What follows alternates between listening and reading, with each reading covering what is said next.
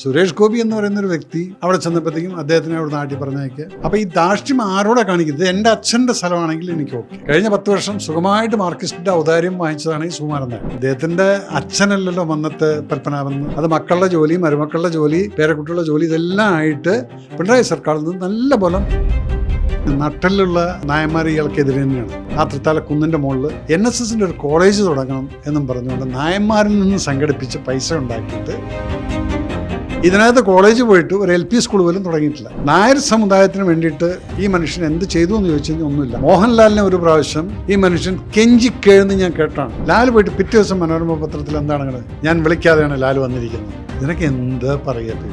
എനിക്ക് നായർ നമ്പ്യാരും നായടി എന്നൊക്കെ പറഞ്ഞാൽ ആദ്യം അതങ്ങോട്ട് ഒഴിവാക്കണം. NSSൽ നായന്മാർ എത്രയോ ആൾക്കാർ കോൺഗ്രസ്സുകാരുണ്ട്. അടുത്ത പ്രസിഡന്റ് ഗണേശനാക്കാൻ പറ്റുമോ? അന്നത് കേട്ടപ്പോൾ എനിക്ക് തോന്നിയിട്ടുണ്ടാവും ഇനി ഗണേശൻ ഇവിടെ വെക്കരുത്. താഴെ ഇറക്കാൻ ഞാൻ അഹങ്കാരം മാറ്റണം നായര്, അല്ലെങ്കിൽ ആ സ്ഥാനത്തിനും ആ പേരിനും ഭയങ്കരമായിട്ടുള്ള ദോഷം ചെയ്യും.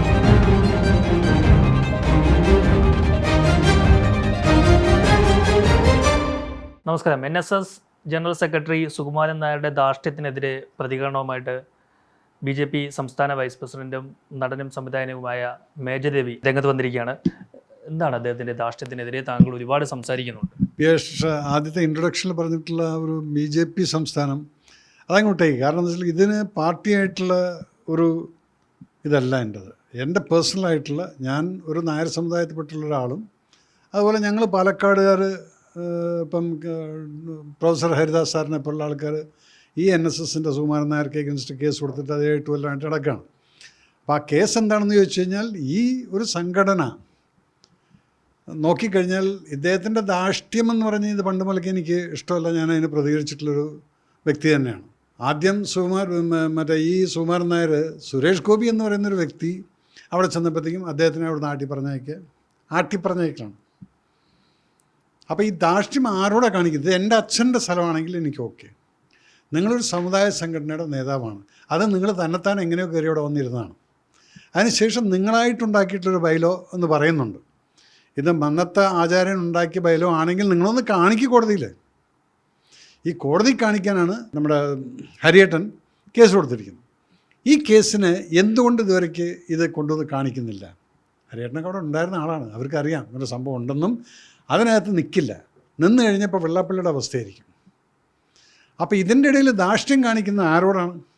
ഇപ്പോൾ ഗണേശനെ പുറത്താക്കി. ഗണേശൻ, അതാണ് ഞാൻ പറഞ്ഞത്, ഞാൻ പാർട്ടിയായിട്ടല്ല സംസാരിക്കുന്നത്, ഞാനെന്ന വ്യക്തിയായിട്ടാണ് ഞാൻ സംസാരിക്കുന്നത്. കാരണം ഗണേശൻ ഒരു മാർക്സിസ്റ്റ് പാർട്ടിക്കാരനായിരിക്കാം, പക്ഷേ അദ്ദേഹത്തിന് 12 അംഗങ്ങളുടെ സപ്പോർട്ട് ഉണ്ടെങ്കിലും ഇതില്ലെന്നും പറഞ്ഞുകൊണ്ട് പുറത്താക്കാൻ ഇയാൾക്ക് എന്ത് അധികാരമുണ്ട്?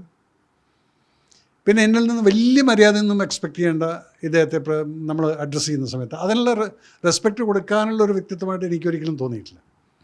Y? Because Indian vice president വരുന്ന സമയത്ത് അവിടെ ഫ്ലൈറ്റ് ഇറങ്ങിയിട്ട് അവിടെ കയറാൻ പാടില്ലെന്ന് പറയാനുള്ള അഹങ്കാരമുണ്ടെങ്കിൽ ഈ വ്യക്തി ഇന്ത്യൻ ഭരണഘടനയെ ശരിക്കും മനസ്സിലാക്കിയിട്ടില്ല.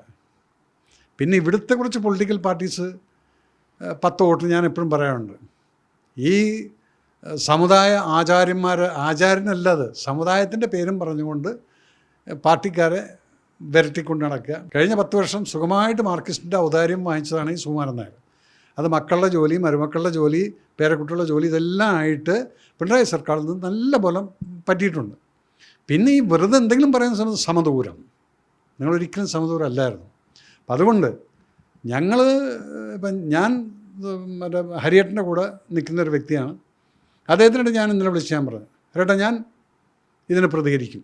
അപ്പം എൻ്റെ തോന്നുന്നു, രവി നീ പ്രതികരിച്ചോ, നമ്മളിനി ഇറങ്ങുന്നതാണ്. കാരണം ഈ ധാർഷ്ട്യം കാണിക്കാൻ പറ്റില്ല. ഇങ്ങനെ ഗണേശനെ എന്ത് അവകാശത്തിലാണ് ഇങ്ങനെ പുറത്താക്കിയിരിക്കുന്നത്? കാരണം ഇദ്ദേഹം കാണിച്ചിട്ടുള്ള പല കാര്യങ്ങളും, ഇതിനു മുമ്പുണ്ടായിരുന്ന നേതാവ് മരിച്ചു കിടക്കുന്ന സമയത്ത് അവിടെ അനുശോചനം, അതിൻ്റെ ശവസംസ്കാരം നടക്കുന്ന സമയത്ത് ഇങ്ങനെ NSSൻ്റെ ആളുകളെ വിളിച്ച് അനുശോചനം നടത്തി. എന്താണ്? ഇവരതിൽ പങ്കെടുക്കാതിരിക്കാൻ വേണ്ടിയിട്ട്. പിന്നെ ആ സ്ഥലത്ത് കയറ്റി സ്വന്തം മകനെ കയറ്റി അവിടെ ഇരുത്തിയിട്ടുണ്ട്. എന്തിനാണ്? സെക്രട്ടറി പോയി കഴിഞ്ഞാൽ അടുത്ത സെക്രട്ടറി ആവാൻ, പ്രസിഡന്റ് പോയി കഴിഞ്ഞാൽ അടുത്ത പ്രസിഡന്റ് ആവാൻ, എല്ലാം ബേസ് സെറ്റ് ചെയ്ത് വെച്ചിരിക്കുകയാണ്. ഈ ധാർഷ്ട്യം 10 വർഷം നമ്മൾ പിണറായി സർക്കാരിൽ നിന്ന് കണ്ടിട്ടുള്ളത് അതിനെയാണ് ജനങ്ങൾ പിടിച്ച് പുറത്താക്കിയിരിക്കുന്നത്. പക്ഷെ ഇവിടെ എന്താണെന്ന് വെച്ചാൽ, ഇവിടെ ഒരു ബൈലോ എന്ന് പറഞ്ഞൊരു സംഭവം ഉണ്ടെന്നും പറഞ്ഞുകൊണ്ട് ഇതാരും കാണാത്തതാണ്. അപ്പോൾ ആ ബൈലോയ്ക്കകത്തും ചില ലക്കൂനാസ് ഉണ്ട്. ഇദ്ദേഹത്തിൻ്റെ അവിടെ ഒരു ലോയറായിരിക്കണം പ്രസിഡൻ്റ്, ഇങ്ങനെയുള്ള അഡ്വക്കേറ്റിൻ്റെ ഇത് വേണം എന്ന് പല സംഭവങ്ങളും, അതിനെക്കുറിച്ചൊന്നും ഞാൻ പറയുന്നില്ല. ഞാൻ ഈ ധാർഷ്ട്യത്തെക്കുറിച്ചാണ് പറയുന്നത്. പിന്നെ ഇപ്പം കേരളം ഭരിക്കുന്നത് കോൺഗ്രസ്സാണ്. അപ്പം കോൺഗ്രസ് അല്ല നാളഞ്ഞിപ്പോൾ പിണറായി വിജയൻ തന്നെയായിരുന്നു ഭരിച്ചിരുന്നെങ്കിലും അവനെ ഞാൻ നമ്മളുടെ കാൽക്കീഴിൽ കൊണ്ടുവരുമെന്ന് പറഞ്ഞു കഴിഞ്ഞാൽ ഞാനത് സമ്മതിക്കില്ല. കാരണം ഒരു മുഖ്യമന്ത്രിയാണ്, ഇന്ന് വി ഡി സതീശൻ മുഖ്യമന്ത്രിയാണ്. അഹങ്കാരി എന്നാണ് വിളിച്ചത്. അഹങ്കാരി എന്ന് വിളിക്കാൻ ഈ അഹങ്കാരിക്ക് എന്താ അധികാരമുണ്ട്? ഇന്ത്യൻ വൈസ് പ്രസിഡന്റിനെ വരാൻ സമ്മതിക്കില്ലെന്ന് പറയാൻ അദ്ദേഹത്തിൻ്റെ അച്ഛനല്ലല്ലോ മന്നത്ത് പത്മനാഭൻ ആചാര്യൻ. ഇതൊരു സ്ഥാനം കയറി ഇരിക്കുന്നതാണ്. ഈ അഹങ്കാരം നിങ്ങൾ കാണിക്കല്ലേ. അതിന് ജനങ്ങൾ കൊടുത്ത മറുപടിയാണ് എൽ ഡി എഫ് സർക്കാരിനെ താഴ്ത്തി പിടിച്ച് നിർദാക്ഷിണ്യം പുറത്തിട്ടത്. പക്ഷെ ഇവിടെ എന്താ വെച്ചാൽ ആ ജനങ്ങൾക്ക് ഒരു ആക്സസിബിലിറ്റി ഇല്ലാത്തത് എന്തുകൊണ്ടെന്ന് ചോദിച്ചു കഴിഞ്ഞാൽ ഈ ബൈലോ എന്ന് പറയുന്ന ഒരു സീക്രട്ട് സംഭവം അവിടെ കിടപ്പുണ്ട്. ഇത് പണ്ടാരവും ഉണ്ടാക്കിയിട്ടാണ്. ഈ ബൈലോ ജനാധിപത്യപരമല്ലെങ്കിൽ എങ്ങനെ ഒരാൾക്ക് 10-30 വർഷമായിട്ട് ഒരു സ്ഥലത്ത് ഇലക്ഷൻ ഒന്നുമില്ലാതെ താൻ നിശ്ചയിക്കുന്ന ആളുകളെ വെച്ച് മാത്രം ഇലക്ഷൻ നടത്തിക്കൊണ്ട് ആ കസേരയിലിരിക്കുന്നു? എന്തുകൊണ്ട് ഈ നായർ സമുദായത്തിൽപ്പെട്ട ആളുകൾ ഇതിനെതിരെ രംഗത്ത് വരുന്നില്ല? എടോ അതല്ലേ ഞാൻ പറഞ്ഞു, നട്ടലുള്ള നായന്മാർ ഇയാൾക്കെതിരെ തന്നെയാണ്. കാരണം ഞങ്ങളുടെ സൈഡിലൊന്നും ഞങ്ങളാരും ഈ NSSൻ്റെ ഒരു ഔദാര്യവും പറ്റിയിട്ടില്ല. പിന്നെ ഉണ്ട്, എനിക്ക് രണ്ടാമത്തെ ഈ മനുഷ്യനോടുള്ള ഒരു വെറുപ്പെന്ന് പറയുന്നത് എന്താണെന്ന് ചോദിച്ചാൽ, ഞാനൊക്കെ കുട്ടിക്കാലത്ത് ആരാധിച്ച് കണ്ടിരുന്ന ഒരു ഗംഗാരം വൈദ്യര് ഞങ്ങളുടെ കൂറ്റനാടുണ്ട്. അദ്ദേഹം നായർ സമുദായത്തിൽപ്പെട്ടുള്ള ഒരു 73-ൽ ഇദ്ദേഹം ഒരു 40 ഏക്കർ സ്ഥലം ആ തൃത്താല കുന്നിൻ്റെ മുകളിൽ NSSൻ്റെ ഒരു കോളേജ് തുടങ്ങണം എന്നും പറഞ്ഞുകൊണ്ട് നായന്മാരിൽ നിന്ന് സംഘടിപ്പിച്ച് പൈസ ഉണ്ടാക്കിയിട്ട് അന്നത് 70,000 രൂപ എന്തോ എനിക്കറിയില്ല എക്സാക്റ്റ് എമൗണ്ട് വാങ്ങിച്ച്, അത് വാങ്ങിക്കുമ്പോൾ എന്താണ് ചെയ്തത്, NSSൻ്റെ പേരിലാണ് രജിസ്റ്റർ ചെയ്തിരിക്കുന്നത്. ഇത് രജിസ്റ്റർ ചെയ്താൽ NSSൽ ഇവിടെ പെരുന്നേൽ കൊണ്ടുവന്ന് കൊടുത്ത് അവിടെ വയ്ക്കും. അത് ഇതിനകത്ത് കോളേജ് പോയിട്ട് ഒരു LP സ്കൂൾ പോലും തുടങ്ങിയിട്ടില്ല, കിൻഡർ ഗാർഡൻ പോലും തുടങ്ങിയിട്ടില്ല. എന്ത് ചോദിച്ചാൽ നോക്കാം. കാരണം നായർ സമുദായത്തിന് വേണ്ടിയിട്ട് ഈ മനുഷ്യൻ എന്ത് ചെയ്തു എന്ന് ചോദിച്ചു കഴിഞ്ഞാൽ ഒന്നുമില്ല. ആ ഉണ്ടായിരുന്ന കാര്യങ്ങൾ മാത്രം അതുപോലെ നിൽക്കുന്നുണ്ട്, ഒന്നും അഡീഷണലായിട്ട് ആഡ് ഓൺ ചെയ്തില്ല. ഒരു പത്മ കാഫെ തുടങ്ങി, അതെന്തൊരു സ്വന്തം മകന് വേണ്ടിയിട്ടുള്ളൊരു പരിപാടിയായിരുന്നത്. അതും ഇന്ന് പലയിടത്തും പാറ്റ പിടിച്ച് കിടക്കുകയാണ്. പല സ്ഥലങ്ങളിലും റോഡ് സൈഡിൽ ഞാൻ കാണുമ്പോൾ പത്മ കാഫെ ഉണ്ടല്ലോ അവിടെ നിന്ന് നോക്കാൻ പോയാൽ എന്നാൽ സാധനം ഇല്ല അവിടെ. അപ്പോൾ സമുദായത്തിന് ഞാനിത് ചെയ്തു എന്ന് പറഞ്ഞിട്ടുള്ള അഹങ്കാരം നിങ്ങൾ കാണിക്കില്ല. എന്നാലും നിങ്ങൾ അഹങ്കാരം കാണിക്കാനല്ല നിങ്ങളവിടെ ഇരിക്കുന്നു. അപ്പോൾ അതിൽ നിന്ന് മുഖ്യമന്ത്രിയെ വിളിച്ചത് എന്താണ്, അവനെ ഞാൻ നമ്മുടെ കാട്ടിൽ. ആരാണ് ഈ നമ്മൾ? അവിടെ നമ്മളില്ല പീയൂഷ്. അവിടെ ഈ മനുഷ്യൻ മാത്രമാണ് ഏകാധിപതിയായിട്ട് അവിടെ ഭരിച്ചുകൊണ്ടിരിക്കുന്നത്. അപ്പം ഇങ്ങനെയുള്ള കാര്യങ്ങൾ കാണിച്ചിട്ട് പിന്നെ മുഖ്യമന്ത്രിനെ അവനെന്ന് വിളിച്ചിട്ടുണ്ടെങ്കിൽ ഈ ദാക്ഷ്യത്തിന് എന്നെപ്പോലുള്ള ആൾക്കാർ പ്രതികരിച്ചില്ലെങ്കിൽ പിന്നെ ആരാ പ്രതികരിക്കാനുള്ളത്? ഈ മനുഷ്യൻ നിന്ന് ഔദാര്യം പറ്റുന്നവരാരും ഇയാളെ പ്രതികരിക്കുക. സുരേഷ് ഗോപിക്ക് വേണ്ടി പ്രതികരിച്ച മേജർ രവിയായിരുന്നു. ഓക്കെ, മോഹൻലാലിനെ ഒരു പ്രാവശ്യം ഈ മനുഷ്യൻ കെഞ്ചിക്കേഴ്ന്ന് ഞാൻ കേട്ടാണ്. ജനുവരി 2-ാം തീയതി മന്നത്തെ ജനുവരി മാസത്തിൽ ഇങ്ങനെ ഫംഗ്ഷന് ലാൽ വരണം പെരുന്നയ്ക്കെന്ന് പറഞ്ഞിട്ട് 3 പ്രാവശ്യം ഞാൻ ലാലിൻ്റെ കൂടെ ഉണ്ടായിരുന്നു വണ്ടിയിൽ ഈ വിളിക്കുന്ന സമയത്തെല്ലാം. 3-ാമത്തെ പ്രാവശ്യം വിളിക്കുമ്പോൾ ലാൽ കഴിയുന്നും എൻ്റെ ഷൂട്ടാണ് ചേട്ടാ എനിക്ക് വരാൻ പറ്റില്ല എന്നൊക്കെ പറയുന്നുണ്ട്. അതെല്ലാം കഴിഞ്ഞ് 3-ാമത്തെ പ്രാവശ്യം വിളിക്കുമ്പോൾ ലാൽ പറഞ്ഞു ചേട്ടാ എൻ്റെ കൂടെ രവിയുണ്ട്, മേജർ രവി ഉണ്ട് എന്ന് പറഞ്ഞു. അയാൾ കേട്ട വാന്നിടിച്ചില്ല. അപ്പോൾ എന്തിനാണ് ലാൽ ഈ മേജർ രവി ഉണ്ടെന്ന് പറഞ്ഞതെന്ന് വെച്ചാൽ, എന്നാൽ മൂപ്പർ കൂടെ വന്നു കഴിഞ്ഞാൽ നമുക്കൊരു കമ്പനി ആവുമല്ലോ എന്നുള്ളതിൽ വിളിച്ചില്ല. ഓക്കെ, ലാൽ പോയിട്ട് പിറ്റേ ദിവസം മനോരമ പത്രത്തിൽ എന്താണ് കണ്ടത്, ഞാൻ വിളിക്കാതെയാണ് ലാൽ വന്നിരിക്കുന്നതെന്ന്. ഇതിനൊക്കെ എന്താ പറയുക പീയൂഷ്? എന്നിട്ട് ഇയാളെ താങ്ങിക്കൊണ്ട് നടക്കുന്ന ഈ നായന്മാരെയാണ് ഞാൻ ആദ്യം പറയേണ്ടത്. ഇപ്പം ഗണേശൻ്റെ അച്ഛൻ മുതൽക്ക് ഇതിനകത്തുള്ളതാണ്. അപ്പം ആ ഒരു മനുഷ്യൻ്റെ അടുത്ത് ഇപ്പോൾ കാണിച്ചിട്ടുള്ളത്, അത് ഗണേശൻ തിരിച്ച് പലതും പറയാറുണ്ട്. ആ പറയുന്നതിൻ്റെയാണ് ആ ദാക്ഷ്യം ഇങ്ങനെ പിടിച്ച് പുറത്താക്കി. ഗണേശന് 3 വർഷത്തിൻ്റെ ടേൺ ഓവർ കഴിഞ്ഞു എന്ന് പറഞ്ഞ് പുറത്താക്കിയത്. ഗണേശൻ്റെ അടുത്ത് കുറേ സാധനങ്ങൾ ഇരിപ്പുണ്ട്, ഇതെല്ലാം കൂടെ പുറത്തിട്ട് കഴിഞ്ഞാൽ ഇങ്ങനെ കുടുങ്ങും. സോ ഈ മനുഷ്യന് ഇതുപോലുള്ള ദാക്ഷ്യം കാണിക്കാൻ ഒരു നായരെന്നുള്ള രീതിയിൽ, ഇപ്പം എനിക്ക് നായർ നമ്പ്യാരും നായടി എന്നൊക്കെ പറഞ്ഞാൽ ആദ്യം അതങ്ങോട്ട് ഒഴിവാക്കണം. നിങ്ങൾ ഈ സംഘടന എന്നും പറഞ്ഞ് ഇവന്മാരുടെ കാല് പിടിക്കാൻ നടക്കുന്നുണ്ടല്ലോ. ഒരു വോട്ടും ഇയാൾ പറഞ്ഞു കഴിഞ്ഞാൽ ഒരാളും ചെയ്യില്ല. അവരവരുടേതായിട്ടുള്ള തീരുമാനത്തിലുള്ള വോട്ടാണ് ചെയ്യുന്നത്. പക്ഷെ ഇവിടെ ചില രാഷ്ട്രീയ പാർട്ടിക്കാർക്ക് അത് ലെഫ്റ്റും അതെ റൈറ്റും അതെ പക്ഷേ ബി ജെ പിക്കാർ ഇന്നവരെ അങ്ങനെ അടുത്ത് പോയിട്ട് അതൊന്നും ചെയ്തിട്ടൊന്നുമില്ല. പക്ഷേ എങ്കിലും ബി ജെ പി എന്നെല്ലാം ന്യൂട്രലായിട്ടാണ്, അവരൊന്നിലും ഇടപെട്ടില്ല, അതിനെക്കുറിച്ച് സംസാരിച്ചിട്ടില്ല. അപ്പോൾ ഞാൻ പാർട്ടിപരമായിട്ടുള്ള പാർട്ടിയുടെ ആളായിട്ടല്ല സംസാരിച്ചത്. ഇത് മേജർ രവി എന്ന പഴയ മേജർ രവി പാർട്ടിക്കൊക്കെ വരുന്നതിന് മുന്നേ. ഇപ്പം എന്താ വെച്ചാൽ നീ വിളിക്കുന്ന സമയത്ത് ഞാൻ പറഞ്ഞു, മോനെ ഇപ്പം ഞാൻ പഴയ ആളല്ല, ഒരു പാർട്ടിയുടെ ഉണ്ട്, അപ്പോൾ സൂക്ഷിച്ച് സംസാരിക്കാൻ പറ്റുള്ളൂ.